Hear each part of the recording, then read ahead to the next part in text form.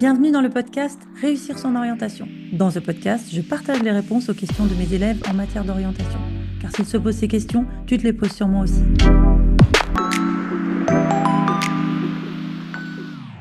Hi Lisa, thank you so much for being my first ever English speaking guest. It's a little gift to myself.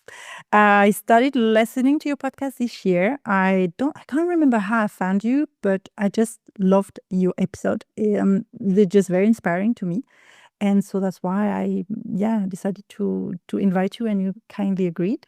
How are you, and where are you from? And can you maybe tell me a little bit more about yourself?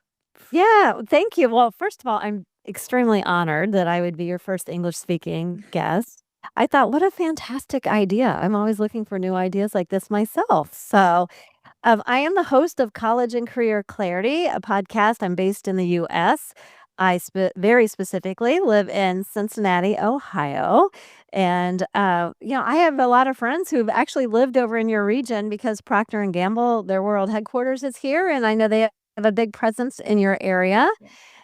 And so I hear wonderful things about it. And when you reached out and said, hey, I do career coaching with this same age group, I thought, here's someone that has to be in my world. So I've been working with this age group for over 30 years, Wow. and I have supported over 4,000 families in getting their young people career clarity, because I really so truly believe that foundational to us launching our kids out of our own homes, which as parents, that is the dream. And, we're raising them to be adults. We're not raising them to stay children and dependent. We want them to be independent and thriving.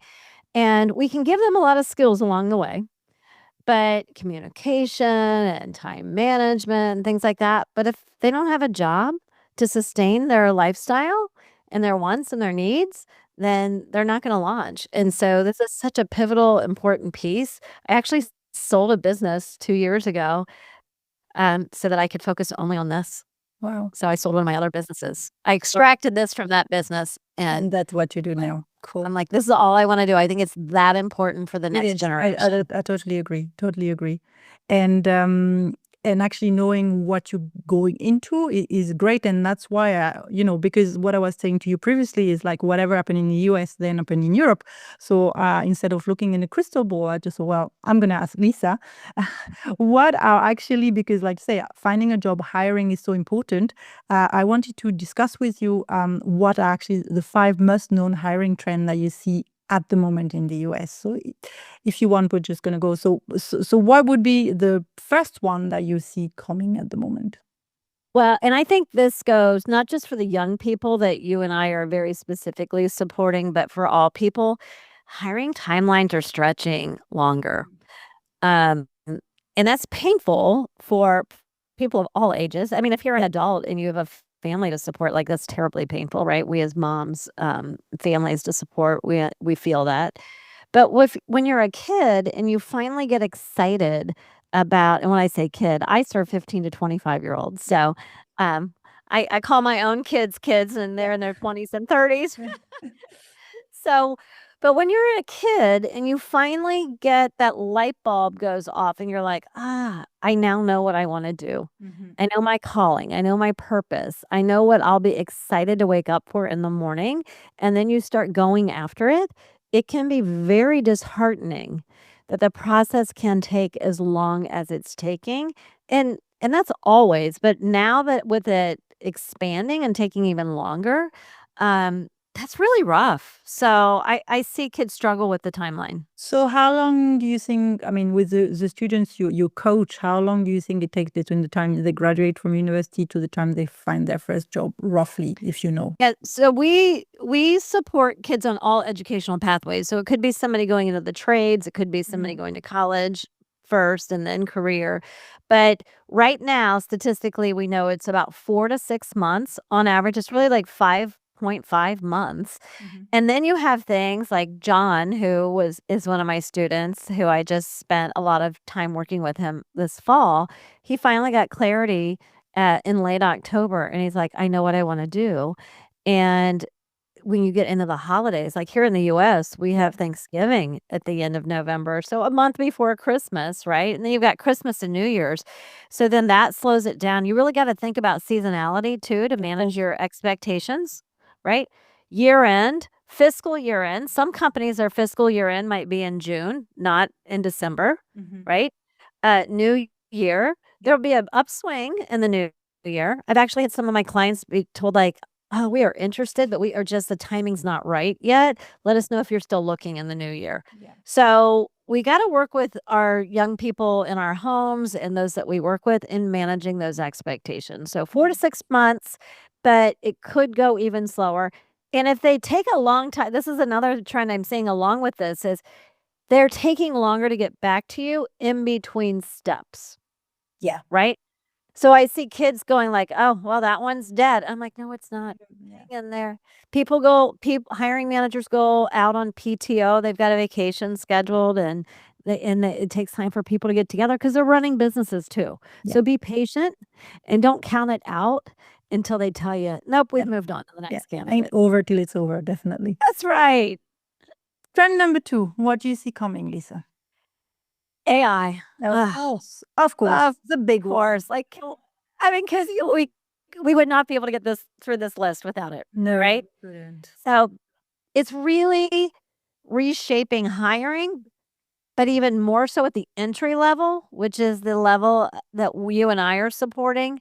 The entry level jobs are more heavily being impacted. So you can really see that now. Yes.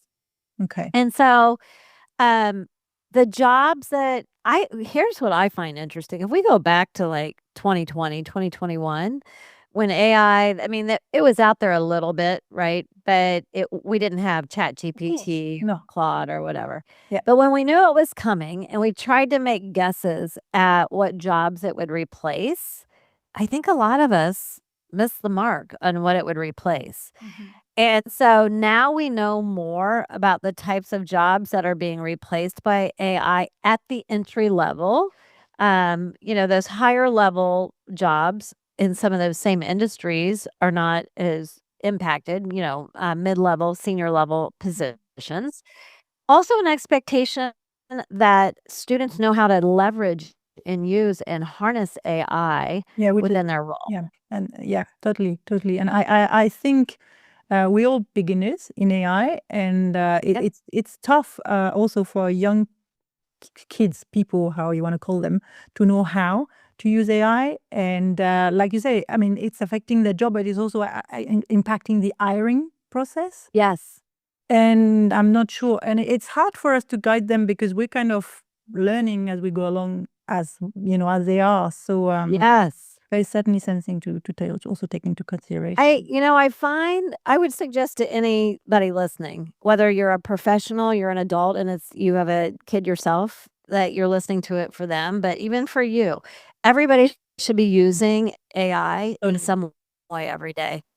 If you go through a work day without leveraging it, whether it's Gemini or ChatGPT or Claude or whatever model you're using, if you go a whole day with not even like 20 minutes on it, like, you are missing the boat and you're going to be left behind. The other piece of this hiring piece with AI is fancy resumes don't cut it anymore because they're being read by AI.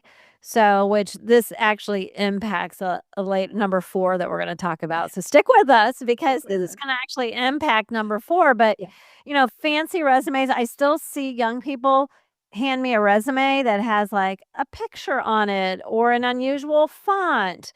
And if I'm an artist, sure, that's lovely. But AI cannot read that. We need plenty of white space. Yeah. And we need to know that we're being machine read. So we've got to have the right keywords in there.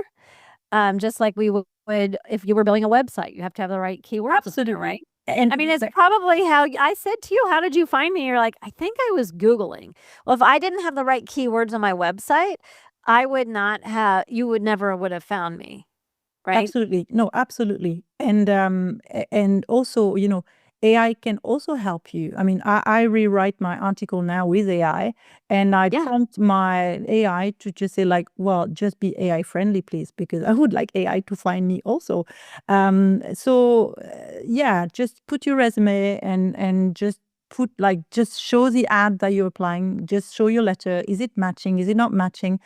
Use it. No, it's not just, I think AI is not, and ChatGPT is not just there to write things. It's just here to kind of make you brainstorms, and you can question him, like, why am I not finding a job? And like, be my coach. There's so many ways that you can use AI. And I think that's what actually company wants.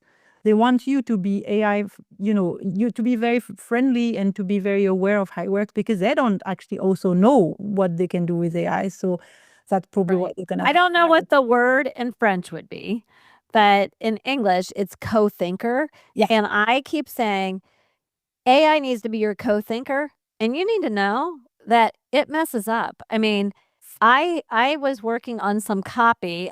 So what I typically do is I write my own. I say, "Help me improve this. What else do you need to know from me?" But we're working together, Totally. and I call it out. And there were multiple times this week I was getting very frustrated in a particular chat that I had going, and I'm like, "I don't even know where you're getting your information. Like, this is not right." And say, oops, So I'm so sorry, you're right. Yeah. I sometimes actually make my AI speak to each other. I ask Claude, and then I just ask, well, what do you think that is on, ChatGPT, and then using all like Chat AI to speak to each other. they It's actually quite. get competitive with each other, don't they? Oh yeah. There's and even if you're in college or if you're in high school and you don't have something available to you to train you on AI, there are lots of free courses out there. So here in the US, a website, Coursera, COURSERA.com. They have free courses. I know Vanderbilt University offers one on prompt engineering that's on there. Cool. I'll put it in the show notes. So that would be that's just a really great way, like, Sure. spend And your time. I like the way you say, like, don't expect school to do everything, because, teachers are just learning. So go on Coursera, go on Udemy, go on Vanderbilt, and find your own training. Just train yourself, and just, you have to find it. Good. Yeah. Trend number 3. So these two sort of relate to one another. Trend number 3 would be skills first hiring is gaining traction. So what do I mean by that? It's less about the degree and more about real world experiences. So what you and I just spoke about with AI and how you can use it and leverage it and be able to show, like, that's a real world experience, Yeah. right? I'm sure you get this question as well. I'll get the question, "Hey, Lisa, what do you think about this second major? If I have room in my schedule," where, at least here in the US, the way that university works, they might go, "Oh, I have enough time if I'm gonna spend 4 years that I've been taking a heavy enough load, I can pick up a second major, or I can pick up a minor or a certification." And I get asked that question all the time, like, "Which one would be great?" And they'll give me a menu of options. And my answer more often than not, is none of them. Take that time that you have available to you and go get real world experiences. So what do I mean by that? Do job shadows, do internships, create your own. I think a lot of times kids go like, "Oh, I couldn't find one," or "I applied." Like, get creative and offer yourself up, even if it's for free, to add value to an organization or a company, or maybe somewhere where you're volunteering, right? Um, Go ahead and earn an industry recognized credential on your own, right? Like, if I want to be in sales, so, you were saying to me before we hit record about, you talk about your kids on your podcast. I know a little bit about them. Yeah. So, like, my daughter, Sydney, works for a Fortune 500 company that's international, but they're headquartered here in Cincinnati, and not Procter and Gamble. And since I already brought them up, I just want to say, not them. And she's in sales. Well, an industry recognized credential would be, or a skill first would be, I know how to use Salesforce. Like, how many companies worldwide are using Salesforce, right? That's huge. Yep. So go learn Salesforce on your own if you're not learning it through your internships or your job shadows. Absolutely. But we want to know that what you've done, not just what you've learned. What action have you taken? Because action will get you to traction in hiring. And I think what's actually difficult is that for many, many years, getting a degree was enough to find a job. And it was kind of very passive. You would just, pass your exam, get the grade, and then that was it. Now I think there's much more this idea of like you can't just receive, you have to actually go and get the knowledge, and you have to know exactly what fits you. And you can't use the excuse like, oh, I couldn't find an internship. Well, if you couldn't find an internship like in marketing, go to your local bakery, build a website. And that's, That's right. that's it. You can actually do it yourself. And yes, you need to know, and if you don't know what's necessary, go on LinkedIn and ask someone like, what do you think a young people actually needs today, and what should I train in, and then find it. But I think it's a much more proactive way of being and way of thinking. And for some people, it's actually really hard. But I can feel even in France here that it's shifting, and it's not easy. But there's no I think it's interesting too. You said it when we were talking about just social things before we hit record, and you just said it a few minutes ago. Like you and I didn't know this, but you're like, we're always like, it used to be we were 20 years behind, so we want to look towards what's going on in the U.S. because it's going to filter over here, right? And you're like, now I think we're more like 15 years, 10 to 15 years behind you. So what I would say is here in the US, like there's a lot of doubt around the value of college. Now we have to pay a lot. You guys have free college. We have to pay a lot for university over here. I mean, I just finished paying for my youngest to finish. It's a lot of money. And so when you're investing in an education, whether that's money or time, there's some doubt around the degree now. And we're seeing a trend in employers being open to hire people with equal real world experiences over just those with a degree. So I think that sort of fits with what you're beginning to see, Kareem, which is the whole idea of like, it could be passive. As long as you were earning the degree, that was going to open the door. Yep. Now it's action, it's skills, and it's actually, if you want me to go ahead, it's number 4 on the list. Absolutely. Number 4, there's a nice segue into number 4. Yeah. Number 4 is networking is a non-negotiable. Yep. And this is the one that I teased when we were talking about AI. And I said, the machines are reading your resumes and they better not look fancy. They better have lots of white space, and they better have the right keywords that you're discovering through looking at job postings on LinkedIn and other places. And so there's a lot of jobs are no longer publicly posted, right?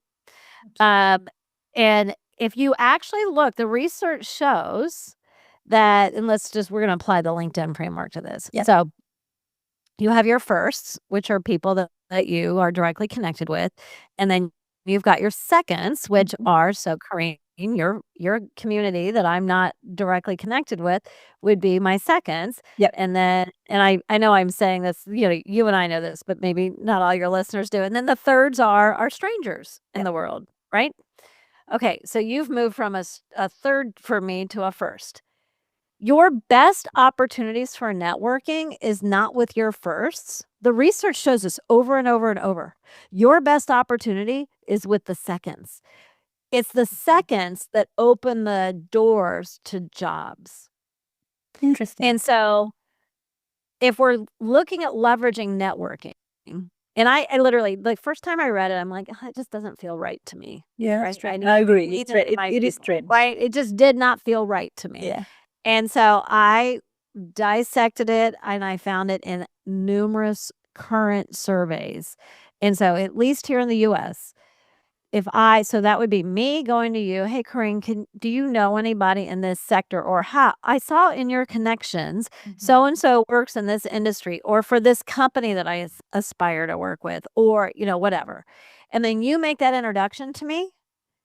That's gold. That's where the connections really happen. Okay. So So what you mean is like second is like you wouldn't expect me to find you like a position because I probably wouldn't be that person.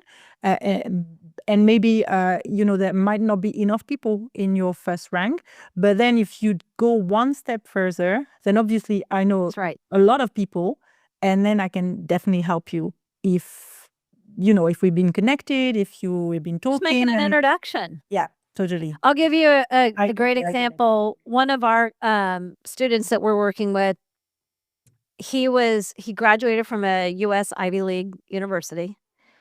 Zero clue what he wanted to do. He had a great experience at college, earned a great degree from a great institution, paid a lot of money for it, and is like, "I don't even know what I wanna do with this." And his parents are like, "Oh gosh, we need help." So he's working with us.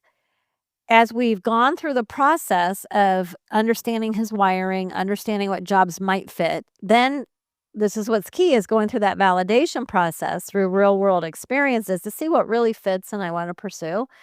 We came across something. He's like, "Oh, this would be an industry that I would really like." And I'm like, "Oh, my gosh, I know a guy who," so here I am in Ohio, which is very far away from New York. I know you Europeans do not get how vast the United States is. I was never drive to New York. Um, but I said, "Oh, I have somebody in New York City." Ends up they live 20 minutes apart. My connection is a professor at NYU University in New York, an Ivy League, different Ivy League institution than the student went to, and also owns a business in that industry. And I'm like, "Oh, I'll make a connection." So there's the power of a second.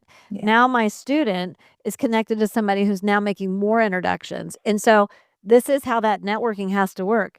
The problem is kids are scared to do it a lot of times. Yes, totally.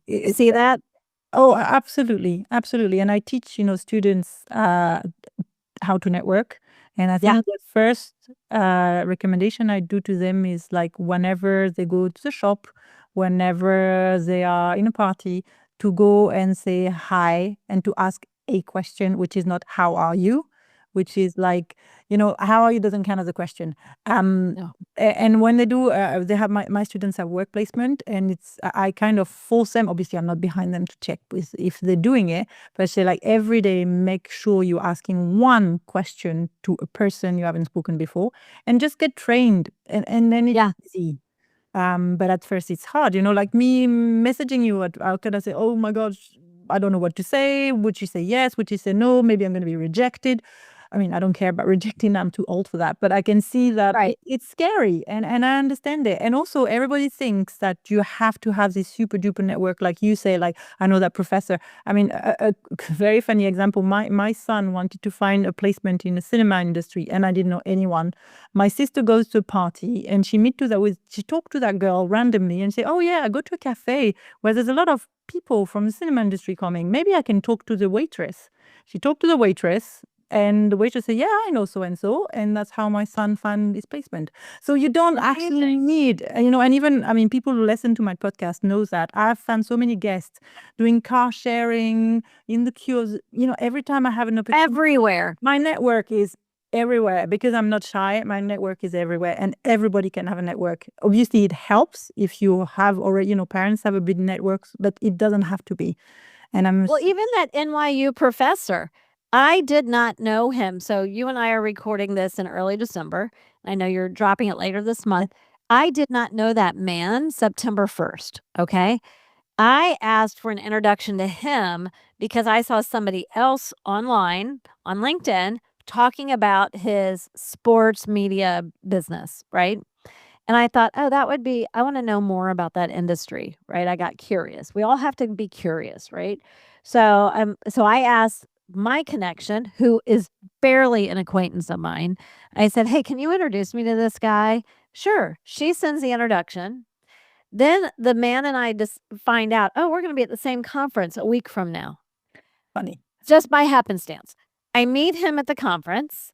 And then it goes from there, and I might not ever I mean, we're acquainted on LinkedIn, but, like, this is not somebody in my world, but our world just gets bigger and bigger and better, but it takes confidence, and I'm with you, like, I got over the rejection piece a long time ago, and we have to, and that's easy for us to say at our age, but when we're saying it to the kiddos in their teens and 20s, It's hard. what starts as courage on the inside. We need to get courage to do these things, to go show up like your son did at the cafe.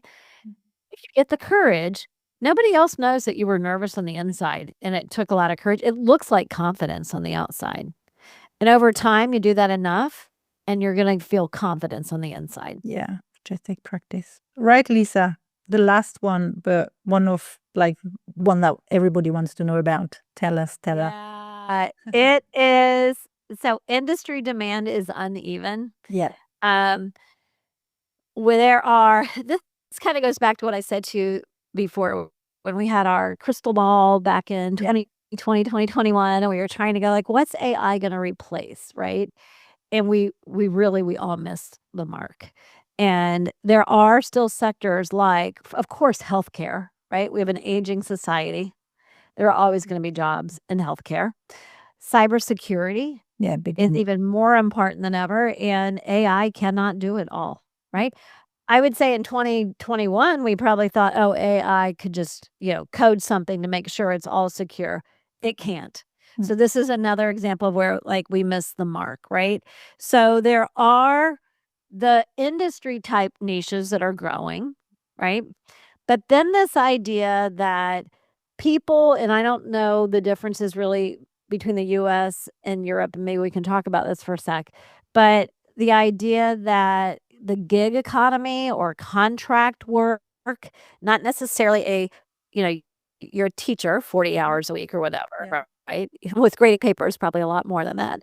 But you've got your full-time job, but you have your career coaching business is part of what we would call, at least here in the US, the gig economy. Okay. So it is whether you want to call it a gig economy job or a contract position or a side hustle, whatever. It's all kind of interchangeable a little bit. But this idea of contract work, project-based work, side hustles, gig work, you're going to pay me for one thing and then we're out. Like that is a developing economy. And there are people that their whole livelihood is based around this side hustle, multiple part-time side hustles, contract work, gig economy that I'm being paid for. And I think we need to like not be shut down to that, right? It doesn't always now look like what traditionally when you and I were growing up and then we went to university and we just expected the jobs to come and they did. Yeah. Another shift is not just now 40-hour a week, full-time employee with all the benefits jobs. Yeah. And so it looks a little different. And that is a strongly growing sector here in the US.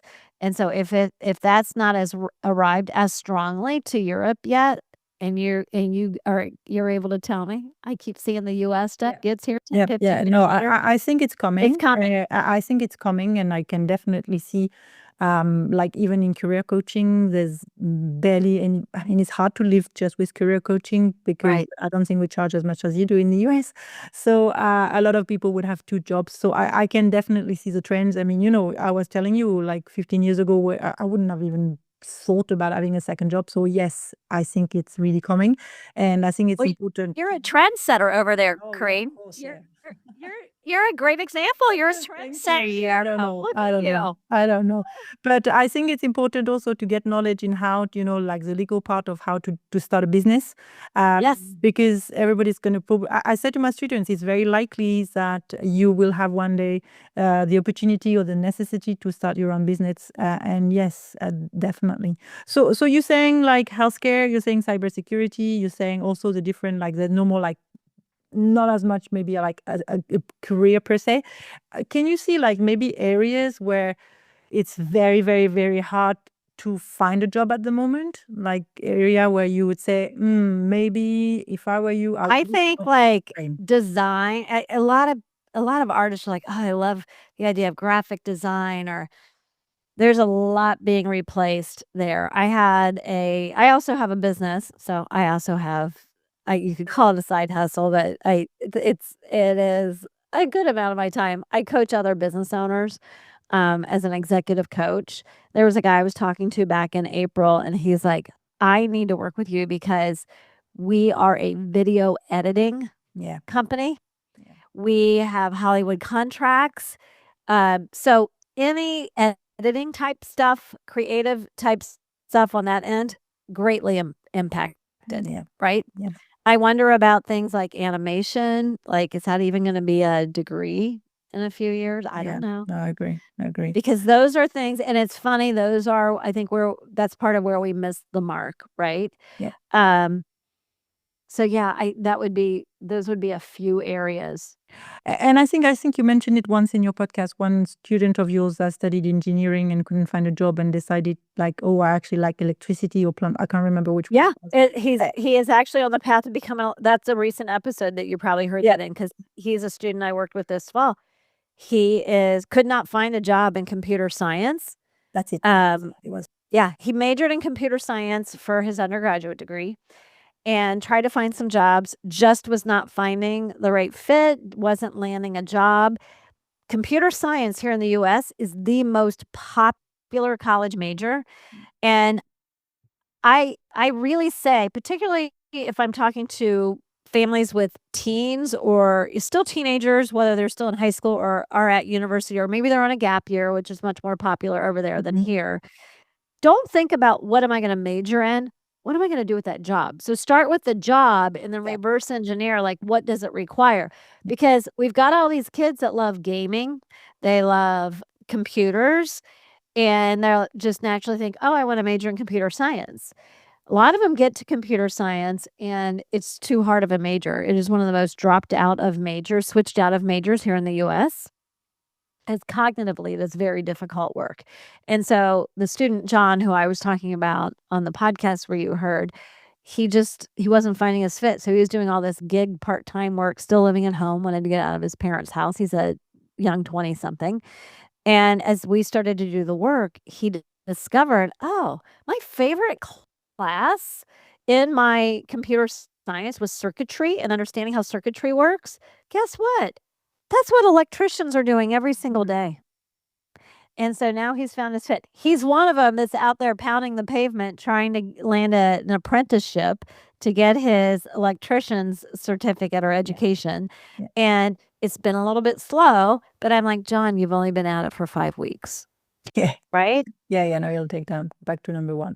Definitely. Exactly. It just takes us right back to the beginning. And I think if you probably combine like one of these very practical degree like skills with like maybe business studies where you can actually know how to run your business, because sometimes it's hard. So, combining like a proper skills plus like business, and not just business for the sake of studying business, I think you probably would find yourself having a career that is really interesting and making enough money to be very comfortable.